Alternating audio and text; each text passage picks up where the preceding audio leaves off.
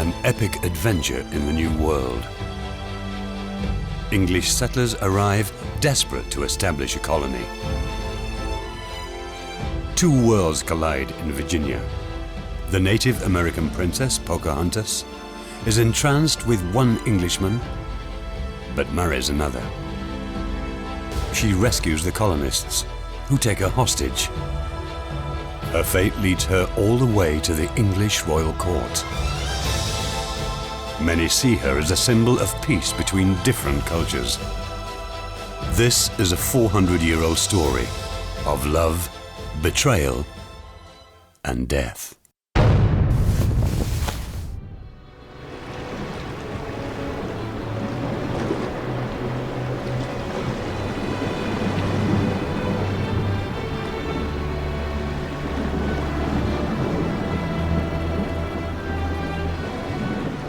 At the beginning of the 17th century, the Spanish Habsburgs ruled the world's oceans. They already controlled Central and Southern America and are fast extending their power base along the coast towards the north. British ruler James I needs to act quickly if he hopes to found his own colonies in North America. The Virginia Company have the royal contract to settle the New World. The colonists set out 4 months ago. After a detour through the Caribbean, they head for the coast of Virginia, named after the Virgin Queen, Elizabeth I. Land ho!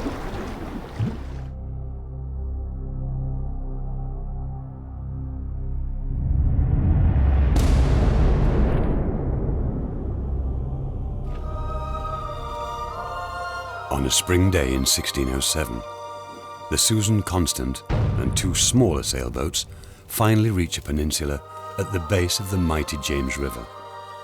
In search of a suitable place to settle, they travel 100 miles upriver through the Chesapeake Bay. They believe this sheltered peninsula would be the perfect place to establish a colony.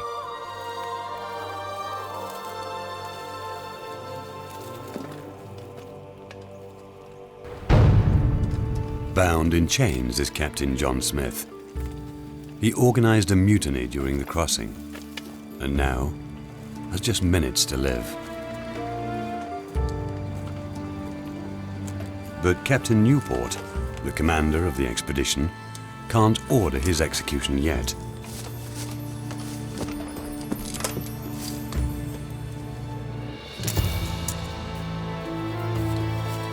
First, he must read aloud the official guidelines for the new colony, given to him by the Virginia Company.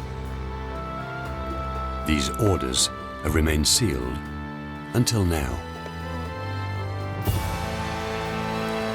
By the grace of God, we have survived our journey, and now we must follow the instructions of our King and the Virginia Company. We are to harvest the riches of the New World and find a passage through it to the east. And above all, claim this land for fair England. And here, among the counselors, is Captain John Smith. He must be set free and be in charge of our military here at Jamestown. So set him free, man. Years later, John Smith chronicled his wild life. Who was this adventurer and author, whose statue stands at the site of the original landing? Arrogant and disrespectful, tactless and brutal, bursting with strength and worldly experience, John Smith fashioned his image as the ideal colonist through his writings. But was the co-founder of America really an uncouth braggart? If we judge John Smith by today's standards, he was culturally insensitive. If we judge him compared to his peers, he comes out pretty well. He was a rather remarkable person because he had extraordinary experiences long before he even came to Virginia. He was 27 in 1607, but he had had adventures all across Eastern Europe.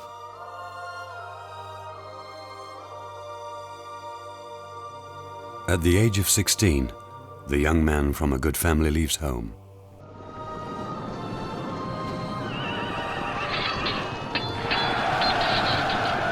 He is desperate for adventure, and finds it, fighting as a mercenary against the Spaniards and the Turks.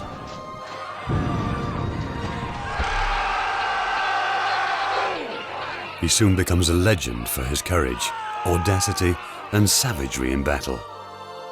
He mercilessly decapitates 3 Turkish officers in a duel, one after the other. Knighted by his employers, he is given his own coat of arms which sports 3 severed heads. While serving the Habsburgs in Hungary, Smith is captured by the Turks and sold as a slave to the Tartars. Assigned as the personal servant of his master's favorite mistress, Smith kills his master and manages to escape. After many months of danger and adventure, he finally returns to England. His swagger and belief in himself seems perfect for the New World. The Virginia Company hires him. By the time he comes to Virginia, he's seen a lot. He's seen a lot of different people and different ways of life, and he's much more sensitive than most people were. He came in a very strategic, military sort of way. He wanted to know, what's the landscape? What are the resources? What are their numbers? Who's in control? How are we going to be able to get from point A to point B? Travel, resources, food, military. Those are the areas that Smith is particularly interested in.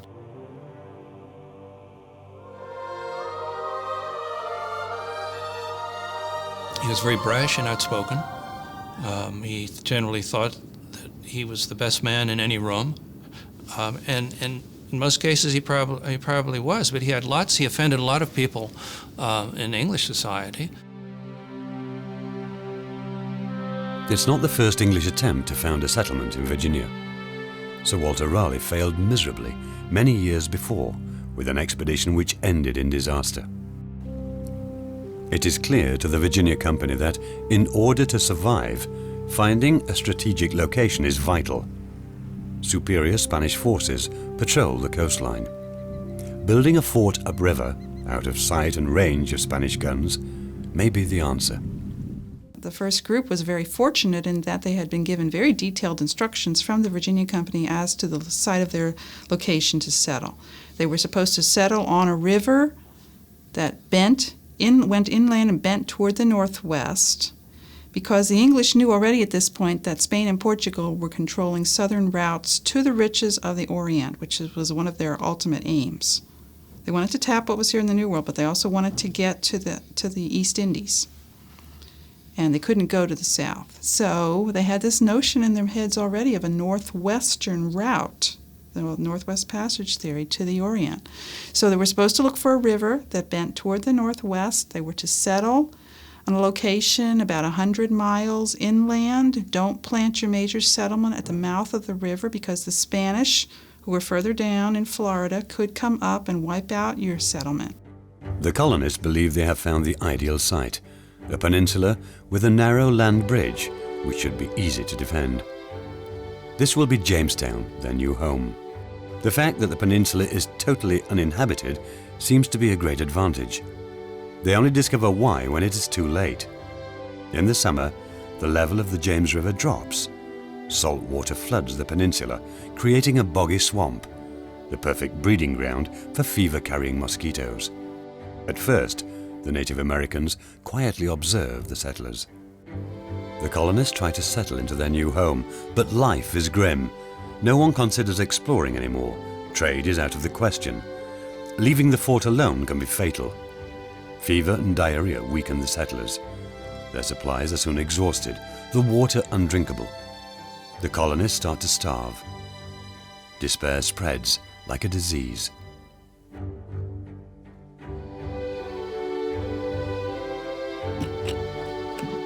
Scientists today are able to build a detailed picture of the life of the men who, in the face of disaster, created the nucleus of the United States of America we know today. Archaeologist Bill Kelso never believed, like some, that the last remains of the fort were swept out to sea by the James River.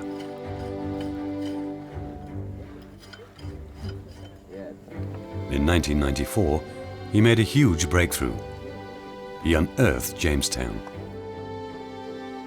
Jamestown is coming out of this sort of earthen shroud, I say. It's been covered up, and places like Plymouth and New Amsterdam, which became New York, and they're major cities now. So you know, their history has been taken more seriously, whereas Jamestown, by the time you get to the 20th century, is pretty much just a quiet little park. You know, it's not a thriving city. But underneath the ground, we can show that it was a major city. You actually have to go to the place, and you'll experience, you know, that you'll get a whole different perspective on the beginning of what it turns out to be the British Empire. This is the first colony of the English out of the British Isles. It's number one. I think it starts here, that whole idea of, you know, life, liberty, pursuit of happiness. You know, I mean, it's at least certainly that comes in with the British at that time.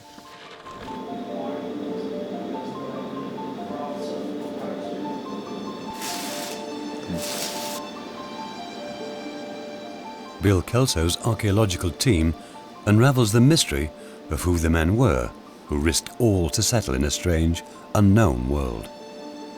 Artifacts are reassembled and catalogued in the laboratory near the excavation site. Everyday items, weapons and tools, bones are carefully analysed. The team discovers objects from all corners of the world: Spanish olive pots, Italian daggers, German clay jugs, Turkish jewellery, even Chinese porcelain. The settlers were not just simple farmers and craftsmen.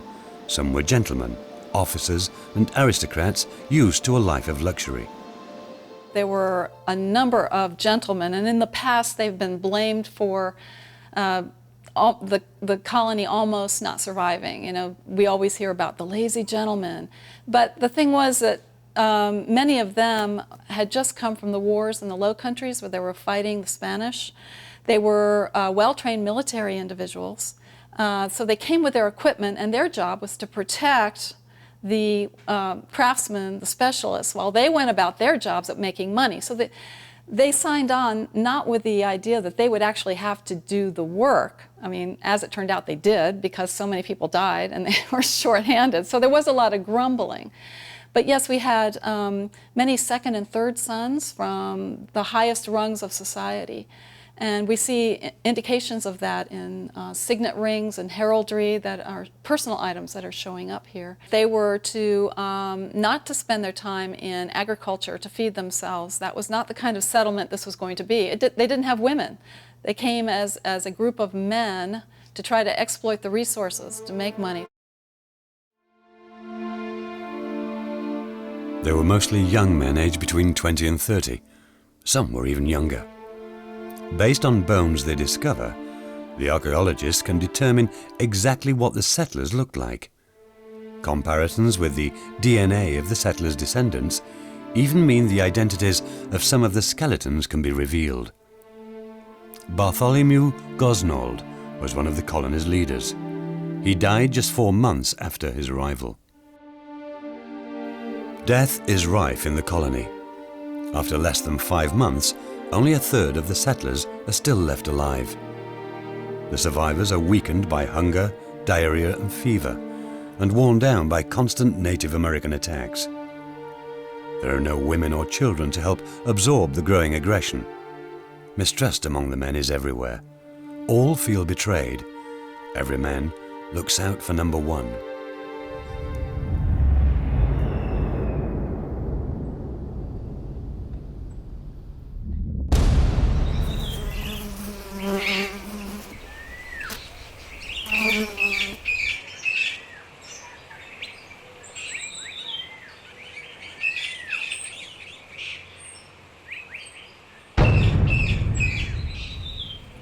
At the beginning of December, life in the colony hits rock bottom.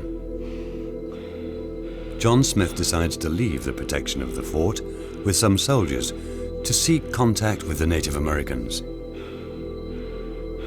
He hopes to trade copper jewelry for food. But, if needs be, he plans to take the supplies by force.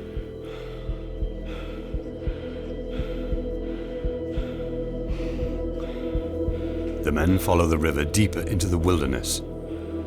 They are used to confronting adversaries who stand before them on the battlefields of Europe. Here, their enemies hide.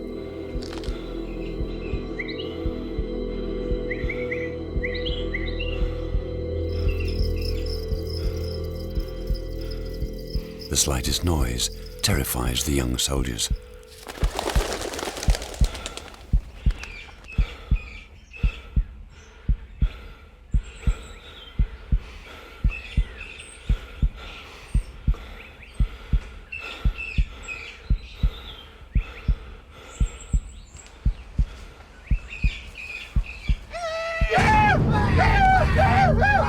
Smith was probably identified very quickly by the Powhatan peoples as being a leadership figure, and because of that, in terms of Powhatan's warfare, they separated him out from his men. And this was partly because of his position with the English, but partly because they also wanted to devise what information Smith had. What was his plan? What were the English up to? Why were they in Virginia? Why were they in this territory? So the priests were brought in at different points to conjure over Smith and to devise, to divine what type of plans the English had, whether their intentions were harmful, whether their intentions were for peace, whether they were indeed just here for a short period of time and then moving on, whether they were expected to be trading partners. What exactly was it that John Smith and his Englishmen were up to?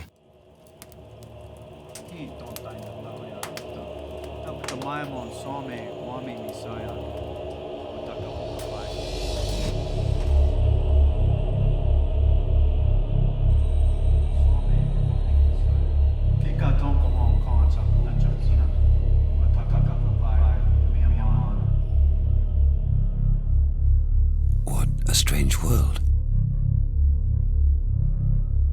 What will they do to me? Will they let me live?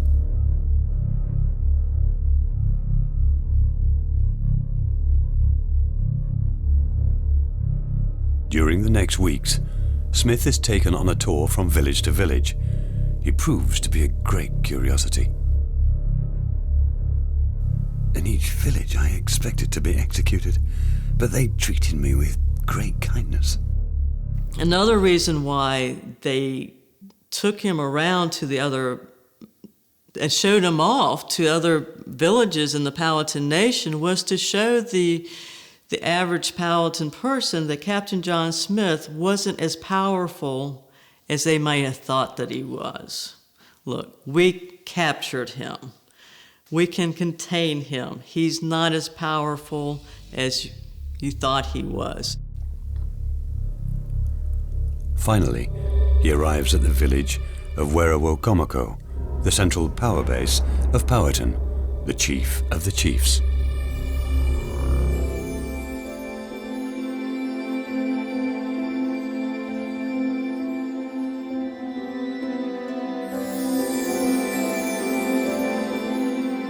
It's here that Smith most likely first laid eyes on Matoaka, or Pocahontas, as she is called by everyone around her. Smith is captivated. He later describes Pocahontas as peerless.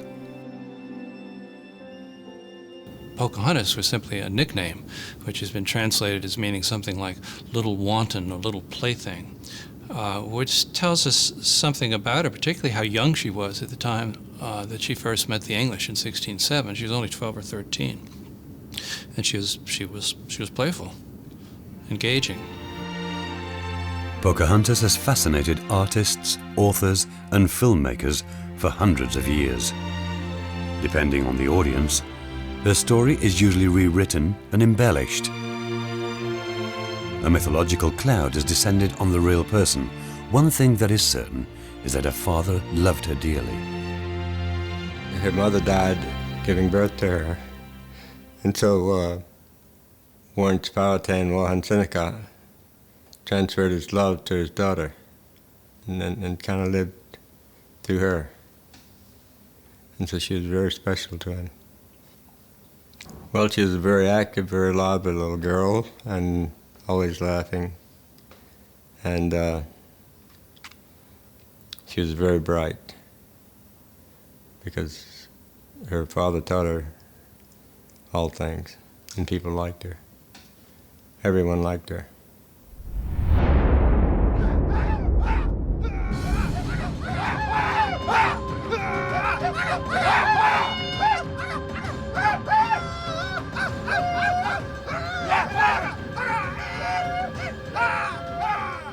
the moment John Smith has dreaded. He has learnt a few words of Powhatan language, Algonquin, but he doesn't understand what is happening. Blood-curdling cries, razor-sharp tomahawks. Is this the end? John Smith has stared death in the face many times, but this is different. He has no idea what is happening around him.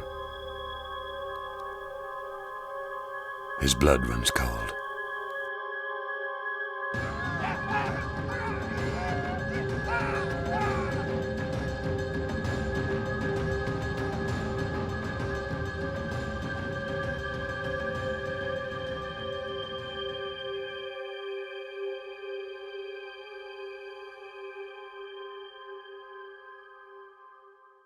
There is something that needs to be taken care of, some way that Smith needs to be brought into Powhatan society, brought into Powhatan domain control.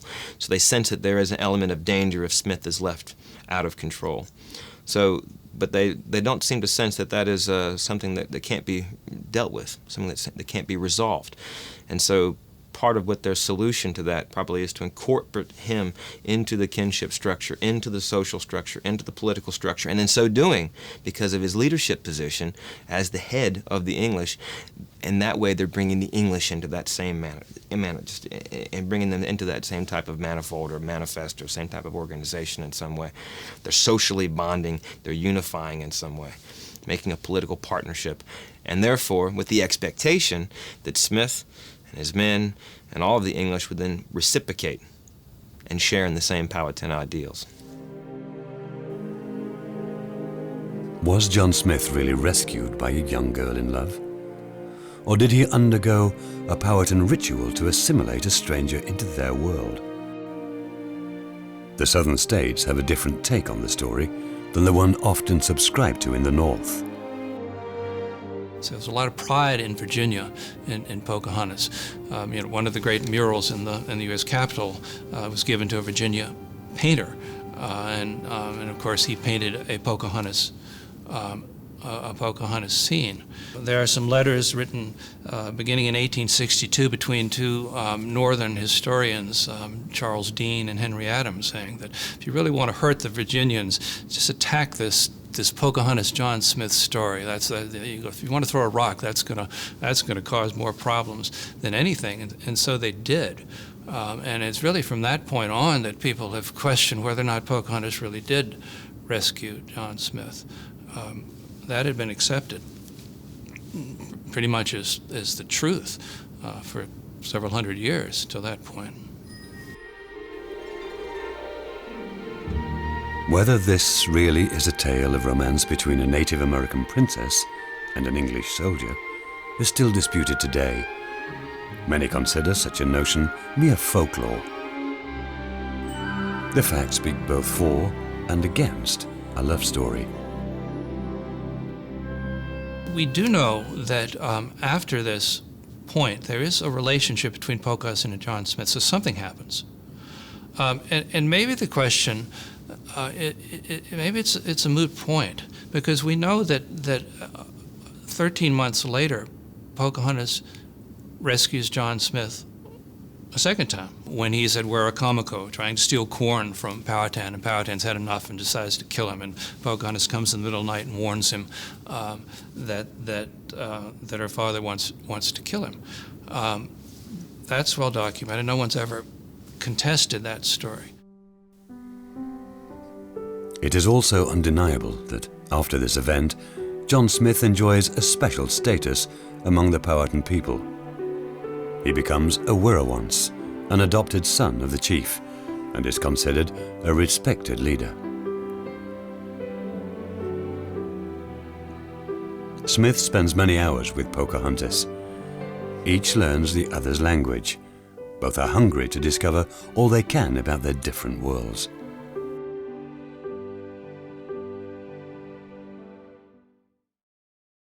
John Smith had very nice things to say about Pocahontas, saying that she was something about the fairest one of her country. He thought she was very attractive. He held her in high regard. And whether it was all sort of a friendship and a a younger girl's crush on an older man. Who knows? But I think there is a emotion there, especially you can see it on her side. He's kind of blustery. He wouldn't admit to anything like that, I don't think, quite. But, I think, it's betrayed by her reactions, the tenderness that was between them. I doubt seriously that there was any relationship other than it was somebody she respected. He was a werewolf in the Powhatan society. It would probably been like how she would have felt towards an uncle, that type of relationship. That love story, I think that's something about human nature. It's about the human condition, because that story could have been told if we were in Japan. It could have been told if we were in Germany at the World War II. It could have been told if we were in America in the Civil War. It's about boy meets girl, love gained, love lost. It's about that continuing repetitive story that's been going on since the beginning of recorded history in time. It's what humans like to produce in terms of the way they see themselves and see their lives. And Pocahontas is no different to fall into that category. Their growing relationship proves to be a blessing for the English. The attacks stop. The settlers can leave their fort in safety and explore their surroundings. The Native Americans even save the colonists' lives during the severe winter months. Many settlers have little sense of how to survive, and their leaders haven't thought to set aside supplies to see them through the winter. As the Powhatan approach the fort with food, Pocahontas runs ahead to show the Englishmen that they have come in peace. From that day, the settlers see a salvation in Pocahontas, a misunderstanding which continues to contribute to the romanticism of her life story today.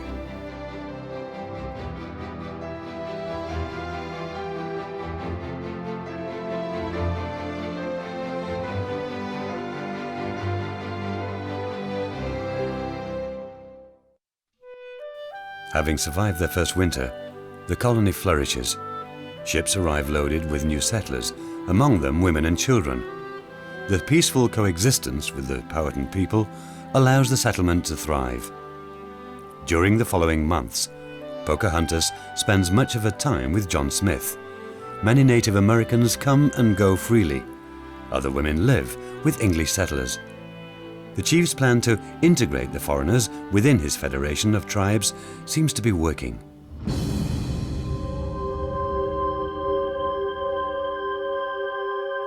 John Smith and Pocahontas' time together comes to a sudden end. Smith is hurt in an explosion and returns to England for treatment. John Smith leaves Jamestown in the fall, October of 1609. He's slightly injured in a gunpowder explosion. And he's suddenly just gone, and she isn't told. She knows nothing about it. This was apparently of concern to her later. She just assumed that he was dead. Suddenly he was gone. And relations between the colony and the Indians deteriorate greatly at that point, because this back and forth between Pocahontas and John Smith can't continue. Following Smith's sudden disappearance, Pocahontas stops visiting the settlement. The period of harmony between the settlers and the Powhatan people ends. The colony falls into a sharp decline.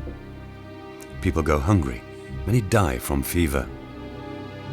Supply ships carrying new settlers and urgent food supplies are long overdue.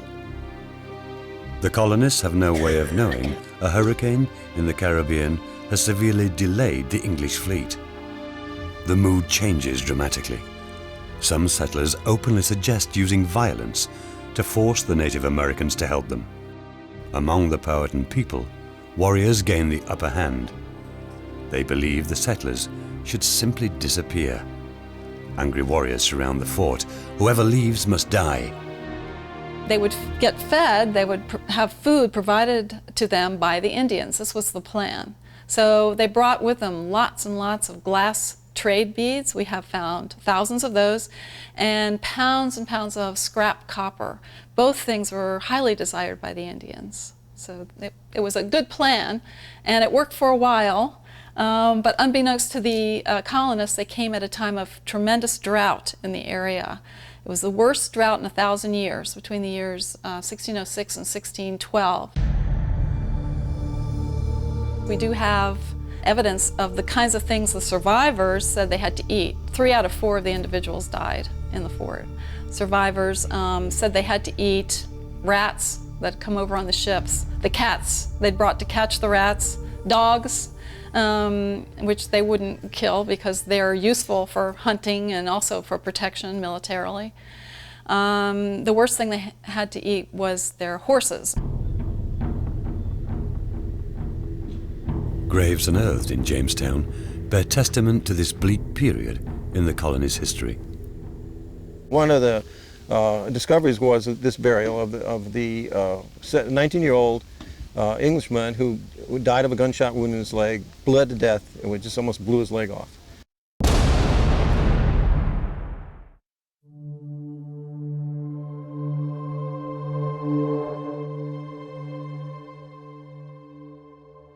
So you got all kinds of ways of dying here. You can starve to death. You can drink bad water. You die with wars with the Powhatan. And you can either accidentally be shot by your own weapons, friendly fires. It was a problem, I'm sure. Or the people were, when times got desperate, I'm sure people were fighting over things like food and other things. The colony seems doomed. Less than 100 settlers from a peak of 500 are still alive, and most of them are severely ill. On June the 7th, 1610, the settlers decide to give up and go back home to England. But to their surprise, just 10 miles downstream, they see English nobleman Thomas West, the Baron Delaware, sailing straight towards them.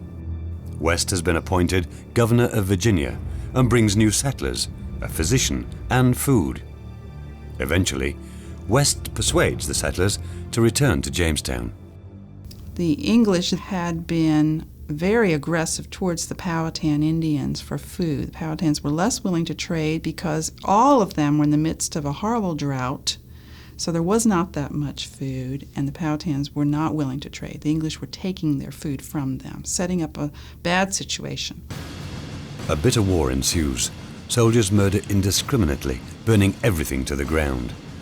When the Powhatan warriors get hold of a settler, they take bloody revenge.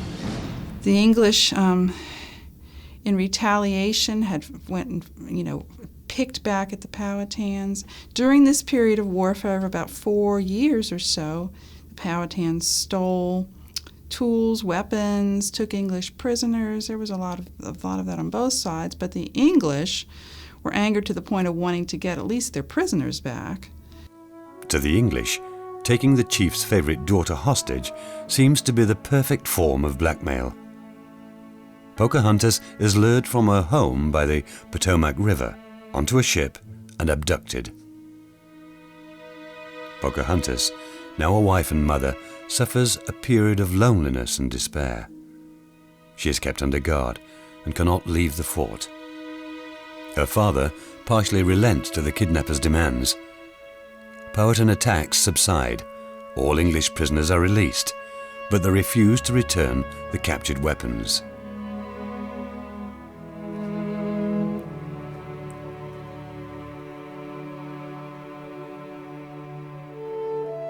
Being separated from her child must have been terrible for Pocahontas. However, the situation was not new to her. During the continuous wars, it was customary for Native Americans to integrate captured women into their communities. Assuming a new identity was a matter of survival for these women. For Pocahontas, it must have been a sad matter, of course, to become a member of the English tribe. Well, part of the whole mission, it was part of the package of the English colonists, was to Christianize the native people of this land. However, they didn't go out and try to do that on a mass scale. They got the idea of, let's Christianize Pocahontas. We've got her in captivity. So let's let's convert her to Christianity. And then maybe the other Powhatan people will follow suit. Pocahontas spends much of her captivity in the home of a preacher. He teaches her the Bible and finally baptizes her with a new name, Rebecca. Her baptism is transformed repeatedly over the years into a symbol of cultural bridge building by white Americans.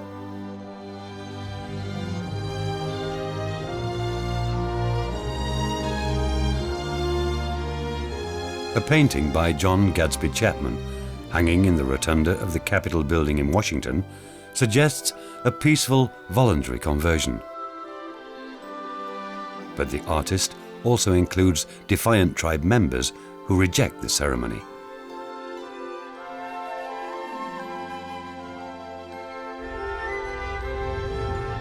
While in the preacher's house, Pocahontas meets another settler who will have a profound effect on her life, John Rolfe. The combination of Rolfe's entrepreneurial spirit and the tobacco plant has a dramatic effect on the colony. Rolfe arrived with a third group of settlers, having lost his wife and daughter in a shipwreck. The widower recognizes the potential of tobacco straight away, and he knows how to use Native American knowledge to his advantage. They advise him to bury a fish as fertilizer beneath every seedling of tobacco. The Native Americans in Virginia have cultivated tobacco for hundreds of years to use in religious ceremonies, but the local plant is far too strong for English tastes. Rolfe wants to send a milder, sweeter strain of tobacco back home. His answer? A new crop. He has managed to buy seeds illegally from Spaniards in the Caribbean. The Spanish are desperate to monopolize tobacco production. Selling seeds to foreigners is punishable by death. Rolfe's Virginia tobacco is a huge success. Great riches lie in store, but cultivating tobacco is very labor-intensive. A few decades later, the first slaves from Africa are forced to work on the tobacco plantations. He introduced a strain of tobacco that worked. The local tobacco was very harsh, not at all sweet. The Spanish had a virtual monopoly on the tobacco trade. He was able somehow, which is not easy to do, to get some seeds of the good tobacco, we think from Trinidad, somewhere in the Caribbean, and brought that back to Virginia, and produced a crop. This tobacco had nicotine in it, which was part of the reason it's sold so well in London. Everyone was addicted to it that smoked it, and that changed the economy of Virginia. Tobacco quickly exhausts the soil, so there is a constant demand for new farmland, but clearing it proves too much work for the settlers. So instead, they take the land from the Native Americans. Tobacco became a cash crop. It turned out that against the advice of the natives, the colonists turned every tillable piece of soil into tobacco production, and even the streets were planted with tobacco at the expense of planting the staples that they would need to survive. And it turned out that the natives provided food to the settlers when they had the wherewithal to plant the crops, but instead they planted tobacco. So in one sense, teaching the settlers how to cure tobacco, how to raise it, was their very undoing, because it became such a cash crop. It began to generate income for the Virginia Company and other investors. So that says, that kind of was the nail that was driven that said, we're here to stay. And the settlers, I must say, have been here ever since.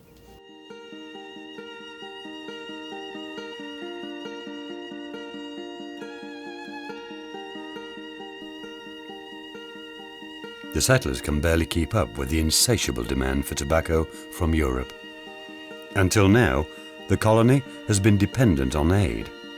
The economic success tobacco brings gives them strength and independence.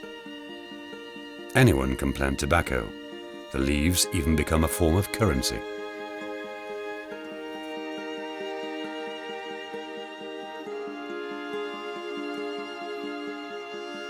John Rolfe becomes a respected figure, and the widower falls in love again with Pocahontas. Was she in love too? Perhaps. Among the Native Americans, marriage between enemy tribes was a tried and tested method of establishing peace. The evidence of her entire life suggests that she was very interested in bringing about harmony between the people, the two cultures, and so it is possible that one reason she decided to become essentially an English woman was that would bring peace, and indeed it did bring peace. Pocahontas' father consents to her marriage and sends a delegation of dignitaries to the ceremony. But will the union of an English businessman and a Powhatan princess bring peace? Pocahontas and John Rolfe were married, and within a year or so they had a son. And Thomas Dale, who was the lieutenant governor in charge in the colony at the time, decided that a good strategy would be to take the Rolfe family to England, show people in England what could be done with a Virginia Indian in the way of civilizing and converting her, and thus perhaps gaining more folks who were willing to invest in this venture. That was what it was all about. The Virginia Company constantly struggled getting people to invest in the colony. On her arrival in England, Pocahontas becomes a great celebrity. Her grace, poise, and entourage gain her entrance into high society. Lords and ladies of the court are desperate for her company. When Pocahontas meets King James by chance at a masquerade, he is so unremarkable she doesn't realize who he is. For his part, the king treats her like a member of the high nobility. But he disapproves of the marriage of a princess with the untitled Rolfe. Is the commoner pursuing a political goal with the marriage? Is he plotting high treason? Rolfe writes to the king to assure him neither he, his wife, nor his descendants entertain any aspirations to take the throne of Virginia. Pocahontas has a wealth of new experiences in England. She is overwhelmed. But the English courtiers are not unanimous in their welcome. Some make crystal clear their self-perceived cultural superiority. Does Pocahontas sense what that means for her people? The only contemporary painting from the period shows a serious young woman wearing a fine English dress, staring the viewer proudly in the eye. But Pocahontas is not used to the life in court and soon becomes ill. Rolfe believes her sickness is due to pollution in London. He's convinced fresh country air will revive her. For a time, it does. While living in the country, something unexpected happens. Pocahontas meets John Smith again. Smith has long known that Pocahontas is in England with her husband, but hasn't sought a meeting with her. We can only surmise why he did not. Had Pocahontas been nothing more to him than a means to an end during their time together in Virginia?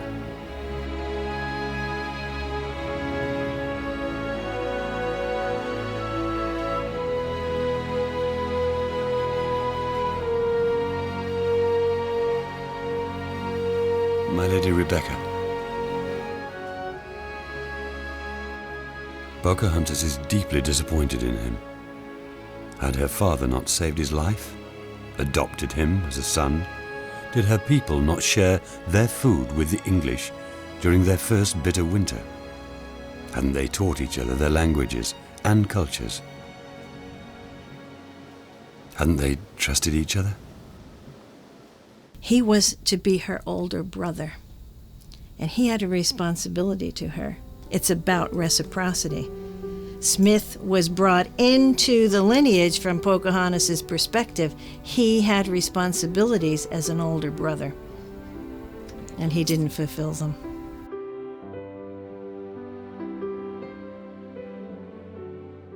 She felt like he had betrayed her people, that he had lied to her. He had lied to her father. But from an English perspective, there's no way he could have disavowed his allegiance to the British king and been a subject to the Powhatan figure. So he was in a very precarious position. As Pocahontas learns more about the English, she fears what will happen to her people in the future. Her carefree attitude hides a deep seriousness. She, her son, and her entourage become sick. Pocahontas is especially ill, possibly suffering from pneumonia or tuberculosis. After 9 months in England, Pocahontas wants to return home. She begins the journey back to Virginia with her husband, son, and aides. The party have barely traveled 20 miles down the Thames when John Rolfe lowers anchor at the small town of Gravesend. Pocahontas and her son are too weak to continue.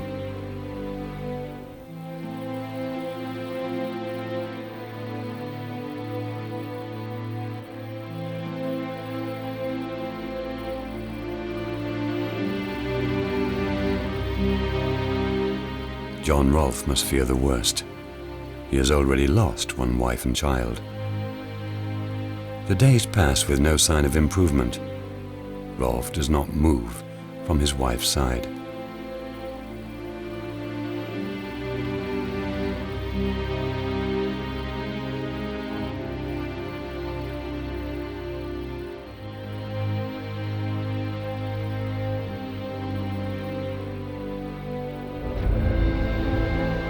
Pocahontas dies in Gravesend on March the 21st, 1617, in her husband's arms.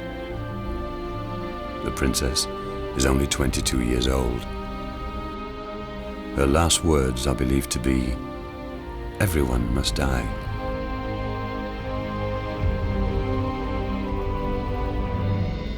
Her son survives and goes on to have children of his own, and found a plantation dynasty in Virginia.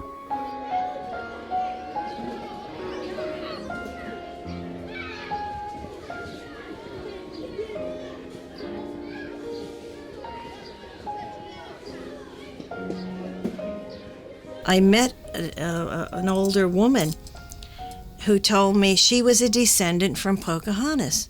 Now, I thought she was making up the story. She didn't look like a native woman. She had nothing no symbols of American Indian culture, but she told me that there was a book available, and I found this book, and it lists all the descendants of Pocahontas and John Rolfe.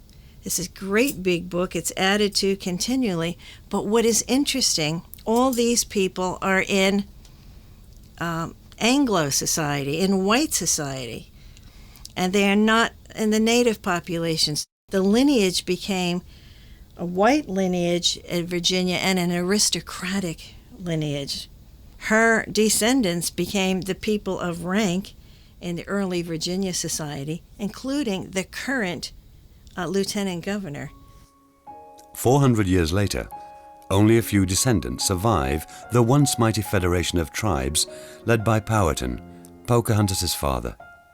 They live on in small reservations, like the Mattapony Indians.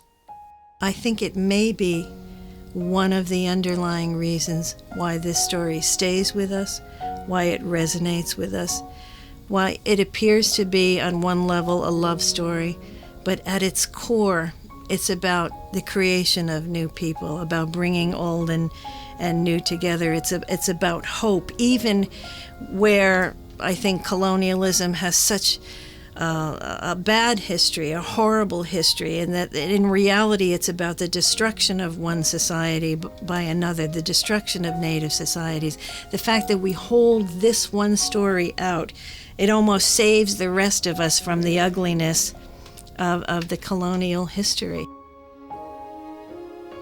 The people living in the reservation feel like direct descendants, even if their family tree is not in any books. There, Pocahontas has not been idolized or glorified.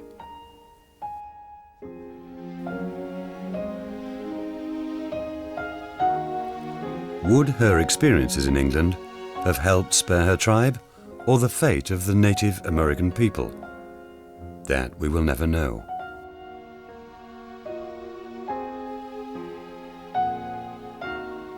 The Europeans came to North America with a military superiority and a determination to bring everything under their control.